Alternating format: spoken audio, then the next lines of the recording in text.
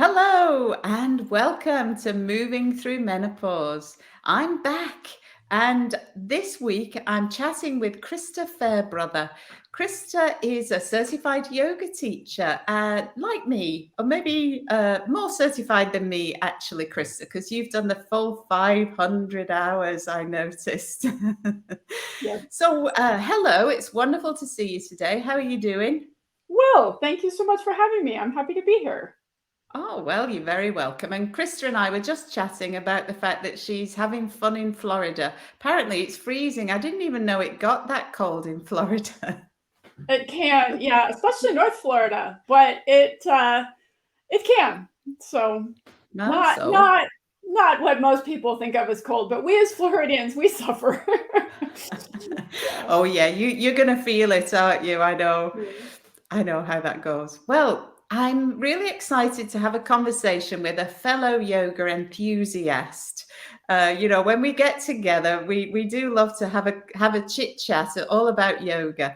But this week, we're talking about yoga in water, aqua yoga. And you know what? One of the girls that I trained with when I was doing my 200-hour training, she told me about having done yoga, aqua yoga, and I was a bit sort of curious about that. So I'm really glad that you are here today to dispel the myths, to explain the benefits, because I'm sure there are many Yes. benefits to doing movement in water.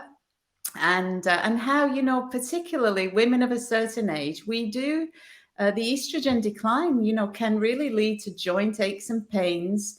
I know that some women can be capitulated into inflammatory diseases like gout. Would you believe gout has a connection with low estrogen? And there are other conditions. And I know, if I'm not giving too much away, that you are a sufferer yourself with an arthritis condition. So, you're very well placed to guide us through this conversation. So tell me all about your journey with aquatic yoga. Excellent. So there was so much there. So we'll, break it down and I'll start with my story a little bit. So thank you so much for having me. My name's Christa Fairbrother. And as you heard, I live in Florida and I practice aqua yoga. And if you're thinking, oh, well, that's great, aqua yoga, you can only do that outside in Florida. No, no, no, pause, continue to stay with us because you can do it in any indoor pool. So all you need is somewhere you can practice. So my journey with aqua yoga, I have been doing yoga for about 30 years now. And I started doing yoga actually to help with my job at the time. I was a farrier. So for those people who don't know what a farrier is, it is somebody who puts horseshoes on horses. Oh, So you are literally, bent down, you're curled up, you're holding up thousands of pounds of horse, you're pounding on the mm, forge, you're pounding on their hooves. It is not good for your back. And somebody had mm. said, oh, you should try yoga. It's really good for your back. And it's kind of like, okay, clearly I was not sold on the yoga. Went to yoga class and it was like, okay, well, this is okay. And I think it'll help. So I kept going. And of course, I kind of started to like it. I developed a personal practice. And then I, changed careers, moved across the country, had some kids. This is literally now 20 years later. My two children went to school together for the first time. And it was like, okay, I've been doing yoga 20 years. I think this is important to me. Like many people, I thought I'd go to Mm, yoga teacher training just for myself to mm. get, more out of the yoga. And as you already spoke to at the time, I had a diagnosis of systemic lupus erythematosus, which is Oh, an autoimmune disease, lupus, which can yeah. attack anything. Mm, And I was a little worried about it flaring up during the yoga teacher training, but I thought, I've gotten okay at managing it. I will try. During the yoga teacher training, I got a lot more diagnoses. I changed doctors, and it turns out I have a bunch of different kinds of arthritis. And I mm, had been showing symptoms of this since I was a kid. And I mm, really had some cognitive dissonance with, like, how had I been able to shoe horses and ride so much and been an athlete as a mm. teen and done just all the things I had done and yet had all these kinds of arthritis. And so what I really did is give the yoga the credit is that I had coincidentally Mm, fallen into an excellent self-management tool. And it really inspired me to be like, okay, I'm teaching yoga. I'm not just doing this for me. It's like, no, I really need to help other people recognize how great this is. So I immediately went to yoga for arthritis teacher training. And it was there I met a fellow Yoga for Arthritis teacher who also lived in Florida. And she would just casually mentioned, oh, we have a wine yoga night at the pool once a week. I was like, oh my God, why has no one ever mentioned this to me before? And so I immediately, because I had no internet access where I was, I like immediately got home and signed up for Aqua Yoga Teacher training and have been doing it ever since. And that has really been my specialty within yoga. Oh, wow. Yeah, that's amazing. I didn't really know there was specific trainings for arthritis, although I suppose it makes perfect sense. I've studied therapeutic yoga in the context of my physiotherapy profession. So I'm kind of, it is very much about making modifications to enable people to access positions that otherwise might be totally inaccessible for them. Because the benefits are huge. If only we can make this practice accessible to people who have challenges, body issues, physical challenges. Yeah. And so it's wonderful that we're sharing this with people, that your physical ability doesn't have to be a barrier. And I think that's particularly true when we start to immerse people in water. Definitely. Yeah. So something as simple like you asked about the benefits, and then, well, what does this mean for arthritis, for example? So I'll hold up my hands because I got these nice big bright gloves today. But something as simple as you can't bear weight on your hands anymore. That could be because of arthritis. That could be something as simple as carpal tunnel. Your job is really aggravating your thumbs and wrists. So if you try to go to a regular mat yoga class, you may struggle in those classes. And what the water does is, by breaking down these barriers to practice, is when we are in the water, nobody likes to put their head under the water, right? So we're just doing the standing poses. So you get to engage with a yoga practice that doesn't ask you to bear weight on your hands. So that's when you talk about like, well, what are the benefits and who is it for? Obviously, I talk a lot about arthritis because that's part of my journey, and I work with a lot of people who live with it. But the same benefits to being in the water really help a diverse range of people at different ages and stages in their lives that live with different things. Yeah, and I mean, I think that we sometimes get hoodwinked into thinking that for things to do us good, they have to be difficult, And I say this quite a lot in the teaching that I do, that just because it's we make this feel effortless doesn't mean that it's easy, and it doesn't mean that it's not doing you good, So yeah, I think we kind of have to get over that fact a little bit as well, don't we? Yeah. And I think, and when you say like it has to be difficult or hard, we often in the context of movement talk about that, where the no pain, no gain, it like has to be physically hard, or perhaps we're maybe sweating a lot. Well, obviously in the pool, we take out a lot of the sweat because of the buoyancy of the water. It's literally taking a load off us. We're taking some of that effort out. But something simple as, well, when you say, oh, well, the difficulty level is I can, in the water in an aqua yoga practice, give you something that's very intellectually difficult in terms of trying to make a brain-body connection, because we're working in the water. We're not constrained to that yoga mat, that rectangle we all think of as, oh, I must stay in my own space, because I don't want to invade my colleague's space next to me. But in the water, we have 360 degrees, so we can move in different planes. So I might move my legs forward and back like I would in a traditional mat class, but then my arms, I can move them in any direction. And as soon as I start moving my limbs through different planes, I haven't really increased the effort muscularly, but my brain is sure working hard to make my hand open and close and my leg move forward and back. So that's another opportunity for this idea of, well, it doesn't have to be physically effortful in a sweat or pain kind of capacity for me to still get a lot out of it. And then, of course, in yoga, in the pool, the same as we would have as a land class, we can get a lot of those benefits of stress reduction, and really being able to calm our nervous system down, which we may not be aware of as happening to us, that we're maybe under a lot of stress. Sometimes we are, sometimes we don't even feel it. And so the fact that we're getting that relief, that was literally effortless because we put in no effort into trying to be more relaxed. Yes, yeah. And I mean, we've got to kind of remember the properties of water, the buoyancy, the flotation, but also moving through water does present its own resistance. And do you use flotation aids to generate support or resistance, or what kind of equipment might you have? Yes, excellent question. So, and especially relevant to our audience, right? So as women, as we get older, we tend to lose our muscle mass, right? And that's one of the reasons, our healthcare providers tell us, well, you should exercise more when you reach this stage. So the equipment that we would use in the pool can be things like, you would call them woggles. We call them pool noodles. We can use the dumbbells. We can use kickboards, right? And whether or not you're using gear amplifies what I'm going to talk about here in a second. But whether or not you're using it is basically, we're working with, like you said, the properties of the water, in this case, the viscosity. So if you think about here, I'm in air. When I move my limbs around, it takes very little effort because the air doesn't offer much resistance. When I get in the water, it's not like I'm in maple syrup or honey, but it's a lot thicker than air, right? And because of that, I have to exert effort in all directions.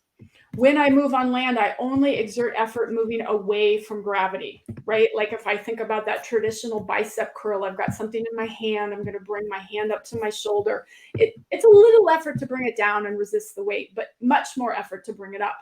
In the water, I have to, if you think about, okay, I'm doing the same action, if I don't have that weight in my hand, just bringing the hand up to my shoulder and then returning my hand back down, I'm exerting the same amount of effort in both directions. That gear we just talked about, buoyant gear, think about, okay, it wants to pop to the surface of the water if I'm doing that bicep curl. So I have to really resist that buoyancy of the gear. And then when I want to return my hand back down, now I've got that buoyancy that's resisting me. And what is happening is I'm getting very equal muscular effort in both directions. That's important when we get older and we're losing our muscle mass, because it doesn't help me to build up only one muscle. I need to be, a complete person that has, the muscles that I want to do that assist me in doing what I want to do in my real life. And then we've talked a lot about arthritis. That's really helpful for that, because when you get weak joints, the only thing you have to support you is strong muscles. So when you have muscles on both sides of the joint to support the weak joint, you're going to have a much stronger assembly, be less subject to pain, be stronger, be more capable in your daily life, that's what's impactful about arthritis, is it keeps you from doing what you want. So there's, that was lots of a whirlwind of gear, water viscosity, benefits of it, and how it impacts, or how all that stuff can impact people who live with these things of arthritis, or are the age group of, the women we are.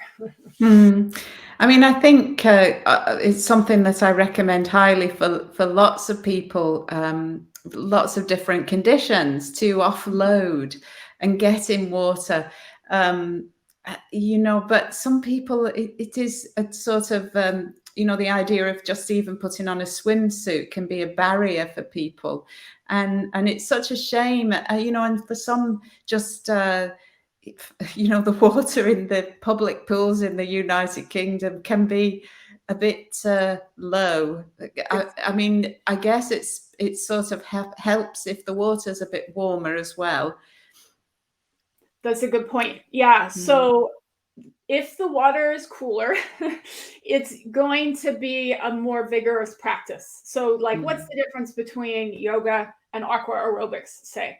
At least here in the States, there's a lot more awareness about aqua aerobics and what it is, right? So aqua aerobics would be, okay, well, we would get in the water and we'd do kind of our jogging and move our limbs a lot faster. Well, aqua yoga, we are taking the full 8 limbs of yoga like you would do in a mat class. So yes, the poses, but also the yoga philosophy, the breath practices, the meditation, we're putting all of that in the pool. So like you say, because that's a little slower practice than an aerobics workout, it does help to have warmer water. Even though I'm in Florida, we practice basically all year long, which means this time of year, it can be a little brisk. And the pools here are multi-purpose pools, meaning we get athletic competitive swimmers. And so they don't warm it a ton, right? We are sharing. So we might do a more vigorous aqua yoga practice than one might associate with it. And so that can help. And then you talk about, well, clothing in the pool, that can actually help us keep warm as well. So if you're somebody who's maybe has some body comfort issues and is feeling a little shy about getting in the water, is you don't have to expose a lot of skin. Plus it will help you stay warm to cover up. So as well as I live with lupus, so I'm not supposed to be out in the sun. Your dermatologist who live in Florida is going to stay happy with you if you cover up. So you can think about, okay, well, I could wear a sun shirt. You can wear sun pants.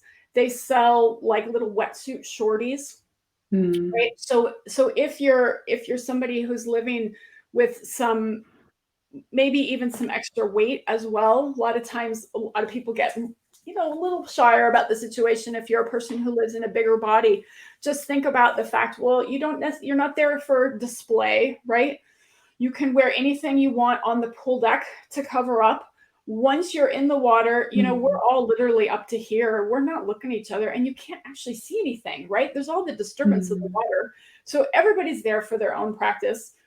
And so I think we tend to think that everyone else is thinking about us much more than we are. That's not about the water, right? We all tend to think, oh, everybody's so, judging me and all these things. And we're all just like ourselves, which is, I have too much going on in my own life to worry about yours. Which is really people are. And so if you can just kind of relax that a little bit and think about, all right, well, I'm really wanting to get these benefits. I want to try this out and get the tools that you need to make it happen for you, which might be a few more clothes to either stay warm or cover up so that you can be more modest. Yeah. I think that's true, especially that the UV wear. You can be clothed from chin to ankle, and Definitely. can't you? And it's all suited to going in the water. So this we're going back to Victorian times. We'll be bringing out the bathing machines next. Yeah, there you go. Yeah, that's how I look. It's interesting. I get a lot of comments on social media. People ask, why do you wear clothes in the pool? Because we have this assumption you must wear a suit. And the reality is as long as it's fabric that is approved for the pool. So what that is about is it's not just, oh, well, the pool's going to fade your t-shirt, is that those cotton fibers reduce the water quality. They're hard for the pool supervisor to mix the chemicals for and keep good water quality. And they clog the pool filters, right? So that's why they don't want you wearing your cotton t-shirt in the pool. So buy those fabrics that are meant for the pool because they're good for the pool. They will last longer. And yes, like you said, they call them burkinis, like for women who don't want to cover their hair. You can even cover your hair. I wear a hat, but I do get a lot of comments. People are surprised that you can cover up so much in the pool, which is just like, why not? It makes perfect sense. So. Yeah. Well, yeah, no, I do like those on the beach even, and everywhere. I think my kids were always wearing the UV suits to keep them out of the sun. Mine do. So, but I guess what you said is we're not going to be doing any poses where we're weight bearing through our hands, because if you were, your head would be underwater. Do you do any at the side of the pool doing those kinds of things though? Yes. Good question. Yeah. And I should clarify, you can do weight bearing poses like handstand and headstand and scorpion and those. The kids love them because they're fun and bubbly, right? It's just we as adults don't like them. So not to say that you can't, it's just that we don't, right? So feel free if you're like, oh, I really want to try my handstand because I won't fall over and hurt myself, go for it if that's you. But we do sometimes use the wall. So for example, like the plank pose is a real super easy one, which if you think about, okay, well, that would normally be a very aggressive for my hands pose in a mat yoga class. I can take it to the wall. And because now I'm more at a, I'm going to say 45-degree angle, even though that's probably wrong math-wise. But since you are at a slant, when you lower yourself down, it's significantly easier. You've got the water supporting you, as well as we can take those props we talked about, like barbells or a noodle, and you can also use those to do a plank pose on. So you're actually doing it in the water column. So you're not against the wall, you're against the props. And what that does for you is, again, because you've got that buoyancy, you're not holding as much of yourself up, but you are still expending quite a lot of core and torso muscle effort to keep yourself stable in the water.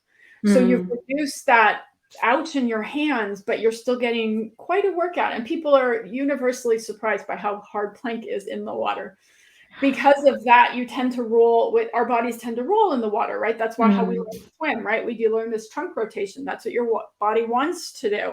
So you're having to exert a lot of muscular effort in your core to resist that and be able to stay stable and firm in your plank. Yeah, and I think when you talk about that, it reminds me really that what we want is to be channeling work into the deep, stabilizing musculature, particularly when we're dealing with joints that are unhappy, shall we say. Yes. So the accessory movements that we have at each of our joints, the shoulder is a very sensitive joint, and lots of women, especially in menopause, will be experiencing issues with impingement at the shoulder joint, bursitis at the shoulder joint.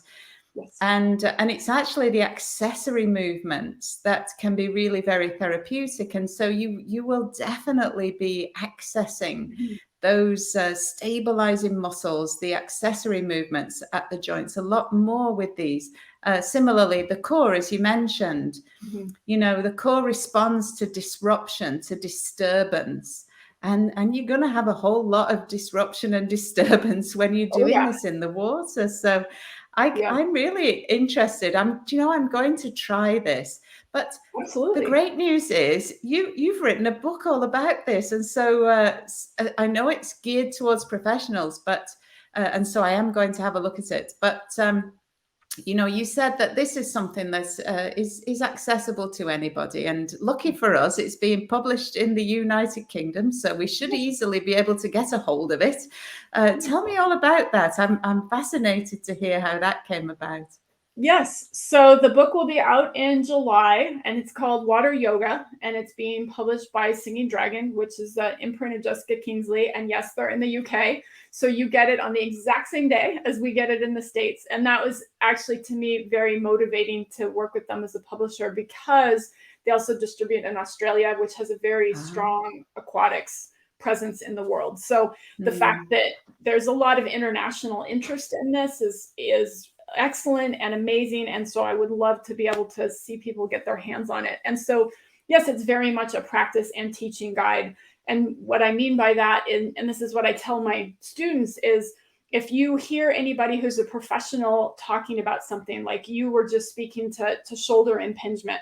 So you and I might say, oh yes, well, it's very important. You know, people, they get pain in their shoulders and they tend to work here in these tiny little muscles. And we as professionals, we're trying to get them to engage their core muscles and work more proximal and less distal, right? We would use these fancy words, right, as professionals.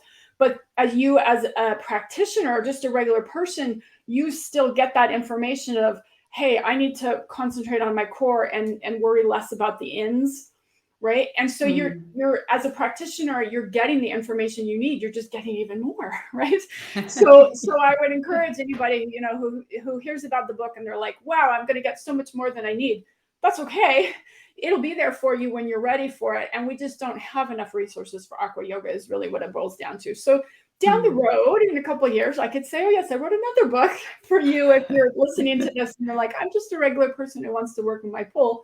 Hopefully I'll be able to help you out with that. But in the interim, this book will give you all the information you need about aqua yoga to give it a try.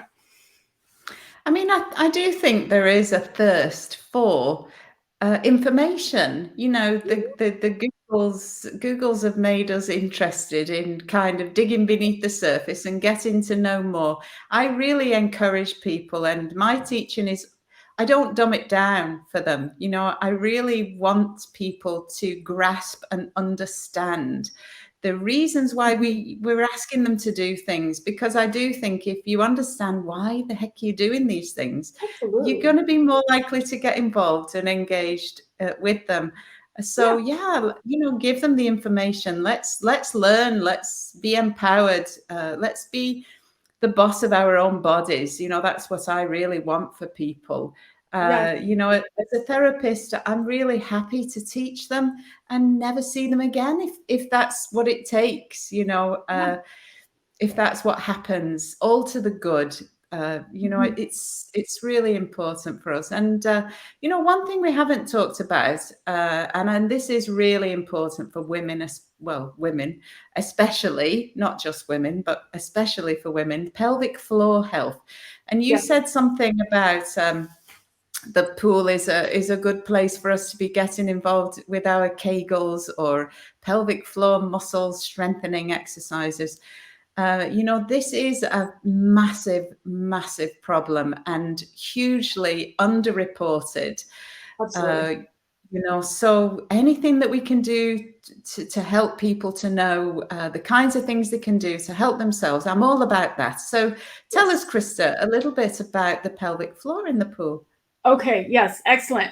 So as you spoke to, it is a huge problem, and it's even more of a problem in aquatics because, of course, if we are getting into incontinence, then that's a contraindication for getting in the water, right? It's not good for our water quality. So if you're having these problems with like urine leakage, which gets really common, and hey, I said I live with lupus, so lupus cystitis is really common. It's impacted me, right? It can impact people of any age.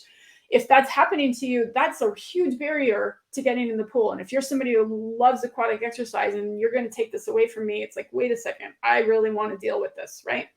So it's not just an issue on the land. It's even an issue almost more so in the pool. So if we think about our pelvic floor first, like my first thing I always tell people is like scope of practice here. I'm a yoga teacher. That's how I help people. If you come to me and you have something going on with your pelvic floor, the first thing I'm going to tell you is, have you seen what we in the States say is a physical therapist? You call it a physiotherapist in the UK. Have you seen a PT who specializes in pelvic floor? And the importance of that is that depending on what you have going on in your pelvic floor, you may need to make your pelvic floor be stronger, or you may need to make your pelvic floor be more relaxed. Hugely impactful to know, because if I give you an exercise to strengthen your pelvic floor when it's already too tight, I am not serving you, right? And vice versa. So that's really important. So everything I would tell somebody here today on the podcast, it's like, okay, this is information to take to your professional in your community so they can help you really tailor it to you. But this idea of Kegels, which many people have heard of, if you haven't heard of this, my explanation of how to do a Kegel is, the last time you went to a concert, obviously this is pre-COVID. So when you went to a concert and you had to use the portalette and you were in there and somebody knocks on the door and you're like, oh my God, did I lock the door? And you just stop being, it's like, oh my gosh, that is what you do for a Kegel. So you're restricting that flow of urine by engaging the muscles in your pelvic floor, right? What happens is when we're in the water, we already talked about the buoyancy and the viscosity and how much that destabilizes us, right? So we're kind of flopping around here. If I engage those muscles in my pelvic floor and do a Kegel, that's going to help me be more stable in the water, right? So it's like, whoa, okay, I just stabilized here. We can up the ante by, say, adjusting our stance. So if we come into a lunge, so I would take a couple steps forward with one foot, I bend that knee in line with its toes, and then on my back foot, I'm up on the tippy toe, right? So that's now a lunge. In yoga, we give them, of course, fancy names. So we call it Warrior One.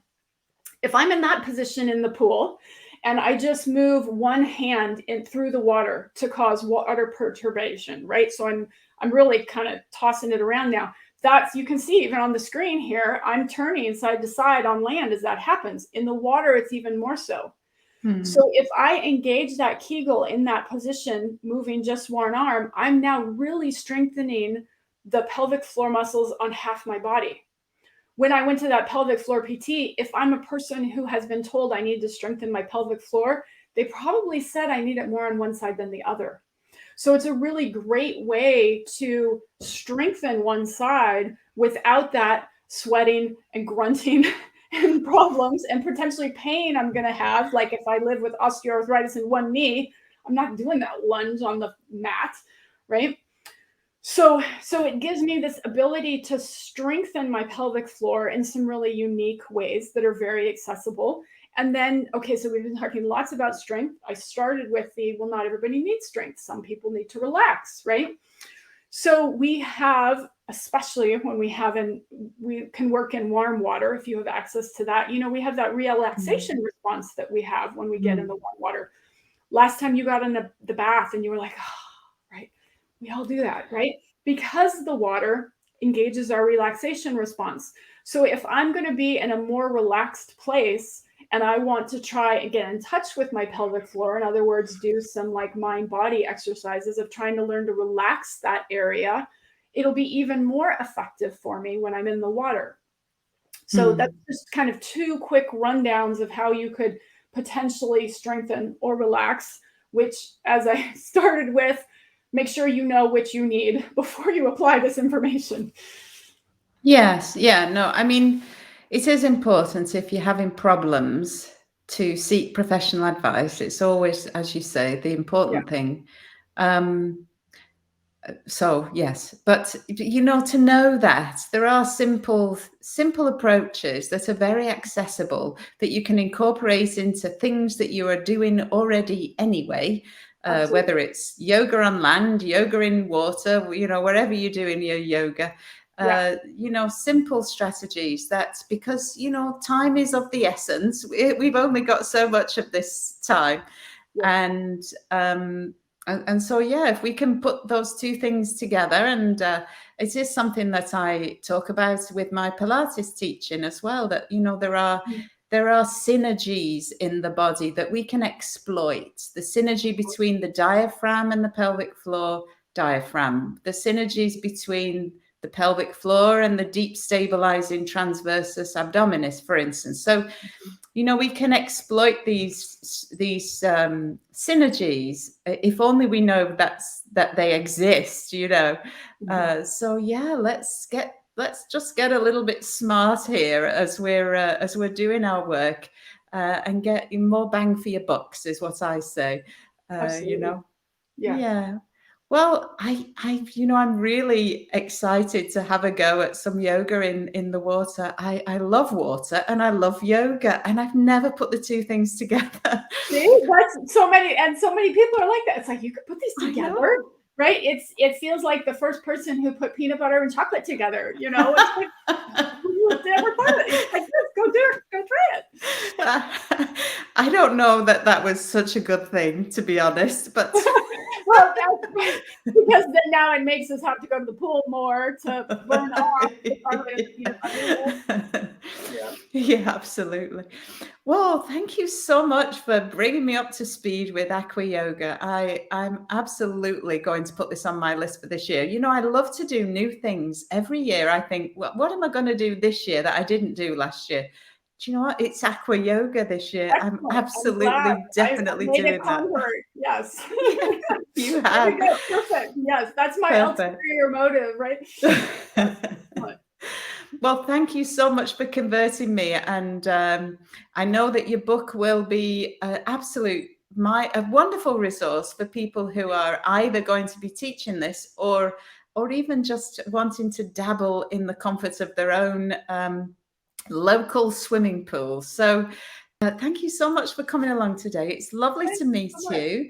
And we will share the information, how people can get hold of your book. I don't think it's quite ready, available just yet, is it? Or not till July.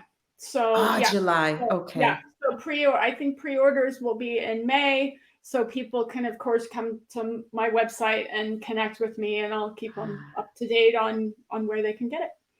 Yeah, I think join the waiting list would be a good thing, wouldn't it? Because Absolutely. it's lovely when you get something that you've kind of forgotten you'd ordered, or Yeah, it's it's a a bit like a surprise. Christmas present. Yeah. Right. Yeah, it is. It's like, yeah, it's like Christmas. Oh, right. Yes. And coming out in July is the perfect time for most of us because Mm. it'll be, depths of summer. So Oh, yeah, it'll be in. definitely. So tight. Absolutely. Well, we will stay in touch, and so tell us your website, Krista, if you would.